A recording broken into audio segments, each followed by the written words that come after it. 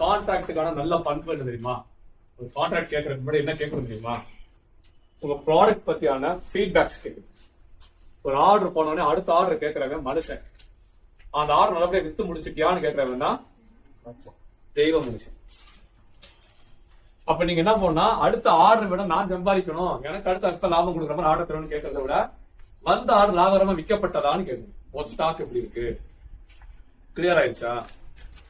சரி, ஒருவேளை கிளியர் ஆகல, என்ன மாதிரி ஆடியன்ஸ்க்கு போக்கஸ் பண்ற, என்ன மாதிரி சப்ளை செயின் வச்சிருக்க, எவ்வளவு டிஸ்ட்ரிபியூட்டர் டீட்டெயில் எல்லாம் வச்சிருக்க, இந்த மாதிரிலாம் நம்ம பேசணும். எப்பயுமே நல்லா புரிஞ்சுக்கோங்க, ஒரு விஷயத்த நம்ம ஏன் இதெல்லாம் கேட்கணும் அவனுக்கு தெரியாதுதான் நினைக்காதீங்க.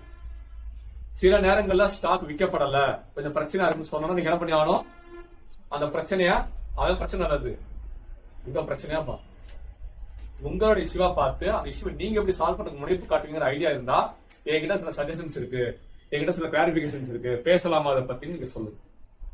இது கூட அவன் கேட்கலாம். சில பேர் கேட்பான், ஏன் என்கிட்ட அப்படி கேட்கிற? சில இதெல்லாம் வந்து நம்ம சேட்ல நடக்கும், மெயிலோட நடக்க சேட்ல நடக்கும்.